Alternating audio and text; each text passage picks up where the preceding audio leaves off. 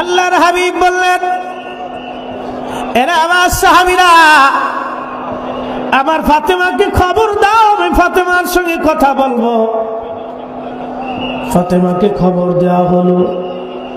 ফাতেমা রাদিয়াল্লাহু আনহা দৌড়ে আসলেন। বাবার বুকের মধ্যে মাথাটা গায়া ফাতেমা ডুকরায় ডুকরায় কান্না করে। নবী ডেকে বললেন, ফাতেমা রে, মন বলতেছে বেশি সময় তোমাদের মাঝে আর আমি থাকবো না। এই কথা শুনে ডুকরি ডুকরি ফাতেমা কাঁদতেছিলেন। আবার বললেন, ফাতেমা রে, তোমার কানটা আমার মুখের কাছে লাগাও। হযরত ফাতেমা রাদিয়াল্লাহু আনহা কান যখন নবীজির মুখ মুবারকের মধ্যে লাগাইলেন, আল্লাহর নবী ডেকে বলেন, ফাতেমা রে, আমার ইন্তিকালের পরে আমার ফ্যামিলির মধ্যে সর্বপ্রথম যে ব্যক্তি ইন্তেকাল করবে সে হলো তুমি। জান্নাতের সঙ্গে তোমার সঙ্গে আমার মোলাকাত হবে। আওয়াজ তুলে জোরে বলেন না সুবহানাল্লাহ। ওয়া মালাইকাতুহু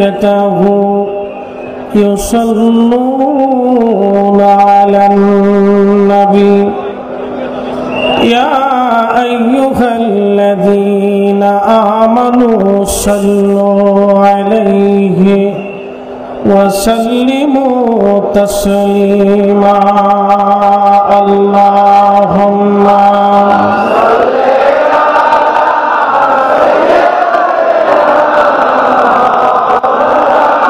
ভাই যারা দূরে আছি বসে পড়ি, ভাই বসে পড়ি।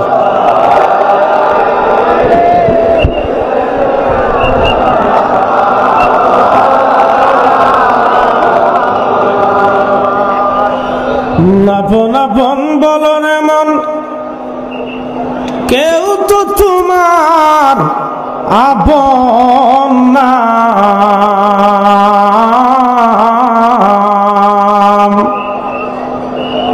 যিনি তোমার হবেন গো আপন, শুয়ে আছেন মদিনা। আল্লাহুম্মা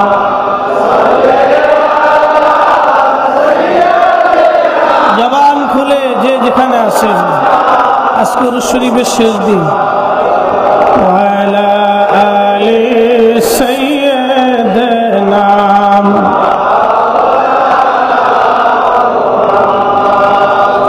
আমি বিভোর হয়ে রাসূল নামে দুরূদ পড়ে যাই,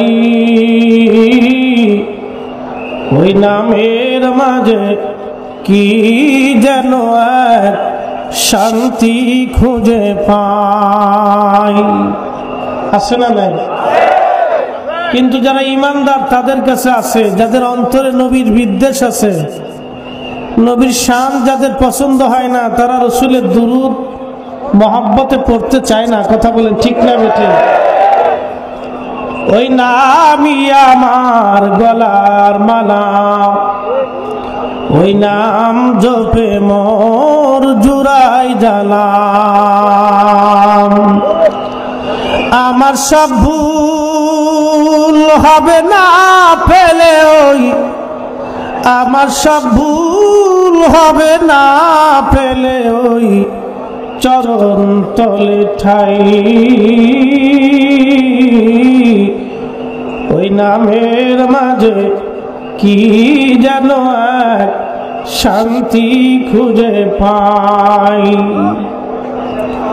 মনিবের শাহী দরবার শুকর করি, যিনি আমাদেরকে মহাপবিত্র বিশ্ব উরুস শরীফ 2020 উদযাপন উপলক্ষে সারা পৃথিবীর বিভিন্ন দেশ থেকে, বাংলাদেশের বিভিন্ন অঞ্চল থেকে আমাদেরকে সমবেত করে দিলেন। শুকরিয়া স্বরূপ জবান খুলে একসাথে সবাই বলি আলহামদুলিল্লাহ। হাত তুলে বলেন আপনারা খুশি না বেজার? যে যেখানে আছেন হাত তুলে বলেন উরুস শরীফে এসে খুশি না বেজার? বিশ্ব জাকির মঞ্জিলে শান্তি লাগে কি লাগে না? দু হাত উঁচা করে বলে লাগে কি লাগে না? আপনারা আজকে সাক্ষী দিয়ে যাবেন এই দরবার শরীফ আমাদের ভালো লাগে কি লাগে না? আমাদের কোনো কথা, কোনো বক্তব্য, কোনো বাহানা বিশ্ব জাকের মঞ্জিল আমরা ছাড়ব না, রাজি আছেন না নাই? হাত উঁচা করে বলেন আছেন না নাই? হাত নামান, কথা হবে আর একটু লম্বা। আমার ভাই অত্যন্ত চমৎকার লাহানের অধিকারী, সুরের পাখি। এত সুন্দর সুর আল্লাহ তাকে দিছে যে সুরের মোহনা আমি নিজেও মুগ্ধ হয়ে শুনতেছিলাম, ভালোই লাগতেছিল। আরো বললে আরো ভালো লাগতো, কিন্তু এক একটা ফুলের এক একটা ঘ্রাণ, এক এক ফুলের এক এক স্বাদ। হুজুর কেবলা জানেন এই প্রেম বাগানে অনেক ফুল ছিল, নবীর প্রেম বাগানেও অনেক আশিক ছিল বাবা। এক এক আশিকের এক একটা গুণ ছিল। এক আশিক ছিলেন ওয়াসাল কারণী, জীবনেও রসুলকে সচোখ দিয়ে দেখেন নাই, কিন্তু ভালোবেসে দাঁত ভেঙে ফেলে দিয়েছেন। আর এক পাগল ছিল হযরত হানজালা, ফরজ গোসল বাদ দিয়ে স্ত্রীর মোহ ত্যাগ করে দিয়ে রসুলের প্রেমে নিজের জীবন কুরবানি করেছিলেন। আর এক পাগল ছিল হযরত বেলাল, রসুলকে না দেখলে তার শান্তিই লাগতো না। আমি রসুলের জীবনের শেষ সময়ের দুটি কথা আলোচনা করব। হুজুর অসুস্থ, আল্লাহর নবী অসুস্থ হয়ে পড়লেন, হুজুরের জ্বর বাড়তে লাগলো। আম্মাজান আয়েশা সিদ্দিকা রাদিয়াল্লাহু আনহার উরু মুবারকের মধ্যে মাথা রেখে হুজুর বিশ্রাম করতেছিলেন। অসুস্থতা ক্রমেই রসুলের বাড়তে ছিল। বাড়তে বাড়তে এক পর্যায়ে আল্লাহ রসুল বললেন, সাহাবীরা রে, আমার ফাতেমাকে একটু খবর দাও, আমার ফাতেমার সাথে দুটি কথা আছে। পৃথিবীর ভিতরে বাবা মেয়েকে মহব্বত করে, মেয়ে বাবাকে বেশি ভালোবাসে। কি কথা ঠিক কিনা? লক্ষ্য করুন, মানুষের মেয়ে হইলে অনেকে অসন্তুষ্ট হয়, এটা আল্লাহর রহমত। কার রহমত? ভালো করে শুনেন, আল্লাহ রসুল অসুস্থ।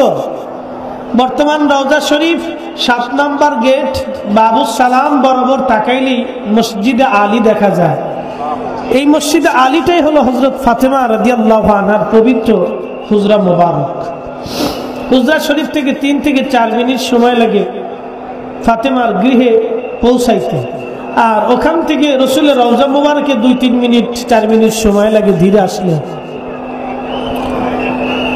আল্লাহর হাবিব বললেন, এরা আমার সাহাবীরা, আমার ফাতেমাকে খবর দাও, আমি ফাতেমার সঙ্গে কথা বলবো। ফাতেমাকে খবর দেওয়া হলো। ফাতেমা রাদিয়াল্লাহু আনহা দৌড়ে আসলেন।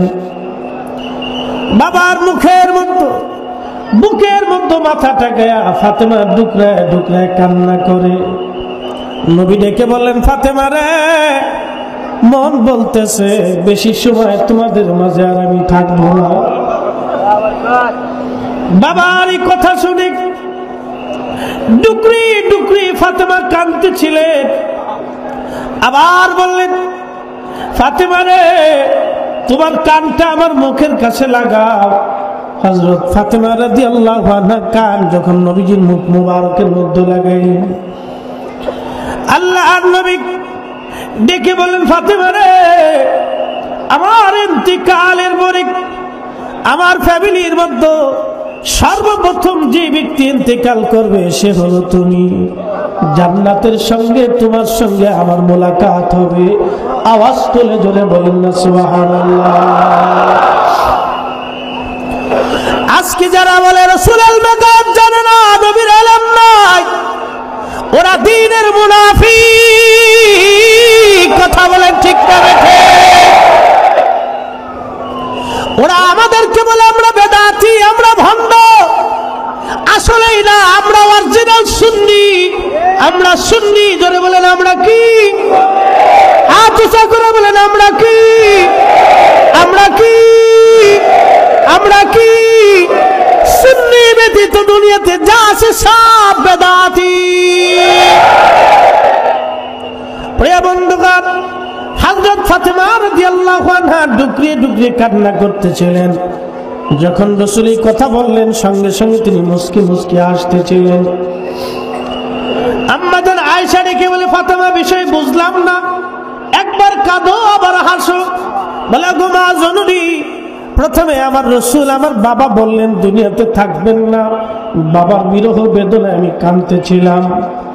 দ্বিতীয় নম্বরে বাবা বললেন আমার ফ্যামিলির ভিতরে সবার আগে আমি বাবার সাথে জান্নাতে একত্রিত মিলিত হব।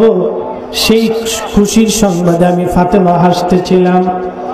মানুষ কখন মারা যাবে, কোথায় মারা যাবে, কখন কোথায় কোন হালতে মারা যাবে, ওমা তাদরি নাফসুম বিআইয়ি আরদিন তামুত ওমা তাদরি তাকসিবু মাযা গাদা। আগামী মুহূর্তে মানুষ কি অর্জন করবে, কি হবে, কোথায় যাবে, কি খাবে, আল্লাহ ছাড়া কেউ জানেন না। কিন্তু রাসূল বলে দিলেন, ফাতেমা আমার ফ্যামিলির মধ্যে সবার প্রথমে তুমি ইন্তেকাল হবে, আর জান্নাতের মধ্যে তোমার সঙ্গে আমার দেখা হবে। একবার জোরে বলা যাবে কি সুবহানাল্লাহ। আল্লাহর নবী সাহাবা কিরামকে ডাকলেন, আবু বকর সিদ্দিক আসলেন, সমস্ত সাহাবীরা আসলেন। নবীজি বললেন, তোমাদের কাছে দুইটা ওসিয়ত করে গেলাম সাহাবীরা, জীবনেও কোনোদিন এই দুইটা ওসিয়ত তোমরা ভুলবা না, কোনোদিনও তোমরা ছেড়ে দিবা না। প্রথম নাম্বার ওসিয়ত হলো নামাজ। আমার উম্মতেরা রে, তোমরা নামাজ ছাড়বা না, উম্মতেরা রে নামাজ ছাড়বা না, উম্মতেরা রে ওয়াদা করো সাহাবীরা তোমরা নামাজ ছাড়বা না। সাহাবীরা বললেন, ইয়া রাসূলুল্লাহ আমরা কখনোই নামাজ ছেড়ে দেব না। আল্লাহর নবী বললেন, দুই নাম্বার শোনো রে সাহাবীরা, দাসী কিতুদাস আর চাকর আর বাকর আর আমার উম্মত গরীব যারা আছে, তোমরা তাদের মনে কষ্ট দিবা না, তাদেরকে ব্যথা দিবা না, কিতুদাসদেরকে ব্যথা দিবা না, কষ্ট দিবা না। যদি এই দুইটা ওয়াদা ওসিয়ত তোমরা আমার মেনে নাও। সমস্ত সাহাবীরা আল্লাহর রাসূলের ওয়াদাগুলি মেনে নিলেন। ঠিক তদ্রূপ আমার হুজুরকে বা জানেন ইন্তেকাল মুবারকের আগে, কিছুদিন আগে মহামান্য মিয়া ভাইজান মুজাদ্দিদি আমাদেরকে বলতেছিলেন, আব্বা হুজুর আমাকে বিদায় লগ্নে বলে গেছে, আবার মুরিদেরা গরিব, আমার মুরিদদেরকে তুমি কষ্ট দেবা না। হুজুর কেবলাজান বলে গেছে, আমার মুরিদ গরিব, ওরা কষ্ট করে আমার দরবারে আসে, ওরা অনেক কষ্ট করে আমার দরবারে আসে, আমার মুরিদকে কষ্ট দিবা না, ওদের অন্তরে ব্যথা দিবা না। জীবনের সব কিছু দিয়ে হুজুর আমাদেরকে ভালোবেসে গেছে। আজকে আমরা দরবার ছেড়ে দিতে চাই, আমাদের মতো বেকুব, আমাদের মতো হতভাগা আর কে থাকতে পারে যিনি মুর্শিদের কদম ছেড়ে দেন, মুর্শিদের রওজার যার আসতে ভালো লাগে না। কত ভালোবাসো বাবা, তোমার ভালোবাসা ফুরায় না, কত ভালোবাসো বাবা, তোমার ভালোবাসা ফুরায় না। দেখলে তোমার নূর সিহারা, দেখলে তোমার নূর সিহারা, প্রাণে ধৈর্য মানে না, কত ভালোবাসো বাবা, তোমার ভালোবাসা ফুরায় না, কত ভালোবাসো বাবা, তোমার ভালোবাসা ফুরায় না। আমি অনেক ওয়াজ বেলালের জীবন থেকে শুনেছি, মিডিয়াতে ইন্টারনেটে ওয়াজ অনেকে শুনে চোখের পানি নীরবে কেঁদেছেন। বিশ্ব জাকির মঞ্জিলে দাঁড়িয়ে রাসূলের প্রতি সাহাবীদের প্রেমের শিক্ষার কথা বলে আমি আপনাদের সামনে দ্বিতীয়বার আবার উত্থাপন করব। গত উরুস শরীফে আলোচনা রেখেছিলাম, এই উরুস শরীফেও রাখলাম। আগামী উরুস শরীফে আমরা কে থাকবো, কে থাকবো না, কে আসবো, কে আসবো না, কে বাঁচবো, কে বাঁচবো না, কে সুস্থ থাকবো, কে সুস্থ থাকবো না, আমরা কেউ জানি না। জাকের ভাইরা দরবার শরীফে আসলে অনেকে শুধু ঘুমায়, অনেকে শুধু ঘুম আসে। আল্লাহর ওলির দপ্তর ঘুমানোর জায়গা না, এখান থেকে কিছু নিয়ে যাওয়ার জায়গা। কথা বলেন ঠিক না ঠিক? আল্লাহর রাসূলের ইন্তেকালের পরে সমস্ত সাহাবী পাগলের মতো হয়ে গেলেন। হযরত বেলাল বিমর্ষ হয়ে গেলেন, পাগলের মতো মাঝে মধ্যে বেলালের আচরণ হয়ে গেল। হযরতে আবু বকরের সামনে বেলাল মাথায় একটা ছোট্ট টুপলা নিয়ে আসলেন, আবু বকর বিদায় দাও, মদিনাতে আমি আর থাকতে চাই না। কেন রে বেলাল, কি হয়েছে? বলে মদিনা আমার ভালো লাগে না। কেন বলো, তোমার কিসের অভাব আছে? যদি চাও বাইতুল মাল থেকে মাসিক ধার্য করে দিব। বেলাল কাদের বলে, আবু বকর রে, আমার যে অভাব আছে সেই অভাব কি তুমি কোনোদিন পুরা করে দিতে পারো? বলো রে বেলাল, কিসের অভাব? বেলাল কেঁদে বলে, আবু বকর, আমি আযান দিলে নবী নামাজে আসতাম, এখন আযান দিলে নবী নামাজে আসে না। বলো রে আবু বকর, আমি আযান দিলে কি নবী নামাজে আসবে? আমি আযান দিলে যদি নামাজে আসে, বলো আমি মদিনায় থাকবো। বেলালকে আবু বকর দেখে বলে, বেলাল দেখ, তুই কি রাসূলকে বেশি ভালোবাসিস? আমি আবু বকর কি নবীরে ভালোবাসি না? বেলাল দেখে বলে, আবু বকর তুমিও ভালোবাসো, আমিও ভালোবাসি। তোমরা রাসূলের রওজা শরীফ দেখতে সহ্য করতে পারো, আমি বেলাল রওজার দিকে যখন তাকাই,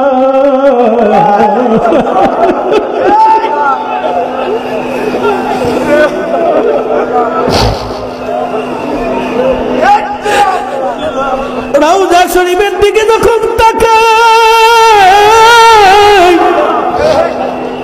আমি বেলালের সহ্য হয় না, কলিজা ফেটে যায়।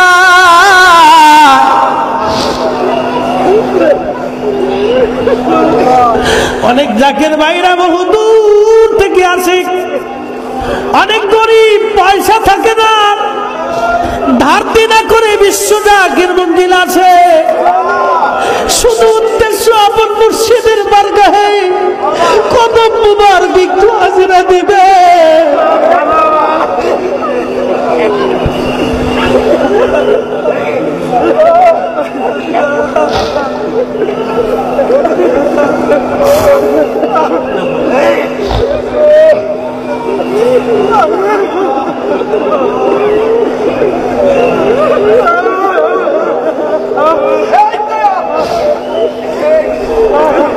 শুধু উদ্দেশ্য আপন মুর্শিদের বারগাহে হাজিরা।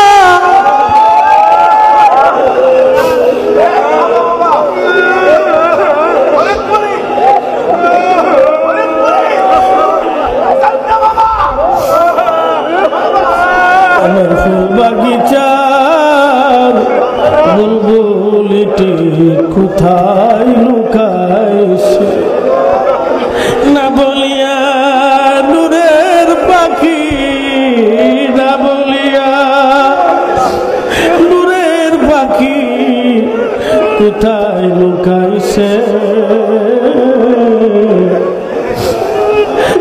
বাগিচার বুলবুলিটি কোথায় লুকাইছে?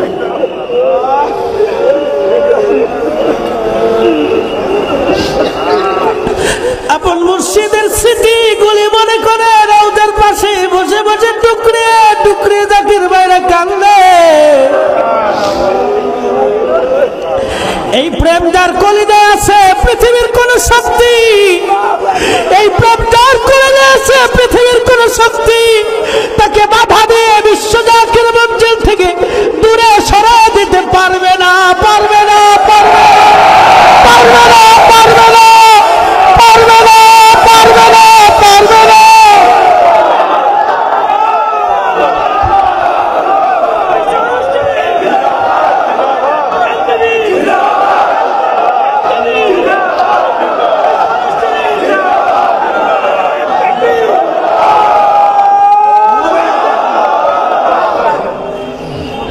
না বলিয়া নূরের পাখি কোথায় লুকাইছে? আমার ফুল বাগিচার বুলবুলিটি, ফুল বাগিচার বুলবুলিটি কোথায় লুকাইছে? না বলিয়া নূরের পাখি কোথায় লুকাইছে? নবীর আশিক হযরত বেলাল সিরিয়াতে চলে গেলেন। একদিন নবীজি স্বপ্ন দেখায় বলে, কি রে বেলাল, এ কেমন জুলুম, তুমি কেন আমার জিয়ারতে আসো না? আজকে যারা বলে পদ্মার উপর থেকে জিয়ারত করলে জিয়ারত আদায় হয়, এটা মিথ্যা কথা। আপন মুর্শিদের বারগাহে হাজিরা দিতে হবে, আপন মুর্শিদের বারগাহে হাজিরা দিতেই হবে, আসতেই হবে, নতুবা জিয়ারতের তরিকা সুন্নাত আদায় হবে না, আদায় হবে না। বন্ধুগণ, নবীর আশিককে নবী ডেকে বলে, বেলাল এ কেমন জুলুম, কতদিন হলো তুমি আমার সাক্ষাতে আসো না? বেলাল রে, কতদিন হলো তোমার কণ্ঠের আজান শুনি না? বেলাল মদিনায় আমি রসুলকে আজান শুনে যাব। সিরিয়ার থেকে বেলাল দৌড়াইছে, মদিনা আসছে। তাহাজ্জুদের সময় আল্লাহর হাবিবের রওজা মুবারক কাঠের জালি দিয়ে তখন ঘিরে রাখা ছিল। বেলাল কাঠের জালির সঙ্গে মাথাটাকে ডুকরে ডুকরে কাঁদে আর বলে, হুজুর আপনি আসতে বলছেন, আমি বেলাল আপনার কদমে আসছি। আপনি আসতে বলেছেন, আমি আসছি। গোলাম হাজির, গোলাম হাজির, গোলাম হাজির। নতুন মুয়াজ্জিন আসছে, এসে দেখে রসুলের মুয়াজ্জিন কান্দে, ডাকতেছে, মদিনাবাসী শুনছো? নবীর মুয়াজ্জিন ফিরে আসছে, তাড়াতাড়ি আসো, তাড়াতাড়ি আসো। আবু বকর, ওমর, উসমান, আলী রিদওয়ানুল্লাহি তাআলা আলাইহিম আজমাইন সমস্ত সাহাবীরা দৌড়ে আসছে। এসে দেখে বেলাল কান্দে, বেলালের কান্নার সঙ্গে সাহাবীরাও কাঁদতেছে। আল্লাহর হাবিবের বারগাহে কান্দে। আবু বকর বলে, বেলাল মিনারে উঠা, আযান দাও। বেলাল বলে, আমি আযান দিলে কি নবী নামাজ আসবে? আমি আযান দিলে কি রাসূল নামাজ আসবে? অনেকক্ষণ পর্যন্ত কান্নাকাটি চলতেছিল। সালমান ফারসি ডেকে বলে, আরে নবীর সাহাবীরা, আমরা বললে কেউ বললে বেলাল আযান দিবে না, তোমরা দেখো হাসান আর হুসাইন ঘরের মধ্যে আছে কিনা। দুইজনকে ডেকে নিয়ে আসা হলো। ইমাম হাসানকে দেখতে আল্লাহর হাবিবের মতো দেখা যাইতো, অনেক সুন্দর রসুলের চেহারার মতো চেহারা পেয়েছিল। অনেক সময় নাতির চেহারা দাদার মতো হয়, নানার মতো হয়ে যায়, মামার মতো হয়, চাচার মতো হয়, বাবার মতো হয়, মায়ের মতো হয়। বন্ধুগণ, ইমাম হাসানের চেহারা দেখতে রসুলের মতো দেখা যাইতো, ইমাম হুসাইনকেও রসুলের মতো দেখা যাইতো। হযরতে বেলাল রওজা শরীফ থেকে উঠে ইমাম হাসানের বুকের মধ্যে মাথাটাকে ডুকরি ডুকরি কাঁদতেছিলেন। ইমাম হুসাইনের মাথার মধ্যে বুকের মধ্যে মাথাটাকে ডুকরিয়া ডুকরিয়া কান্দে। হযরতে ইমাম হাসান ডেকে বলে, নানার মুয়াজ্জিন, যেই কণ্ঠে নানার আযান শুনাইতা, ওই কণ্ঠেও তুমি আমাদেরকে আযান শোনা।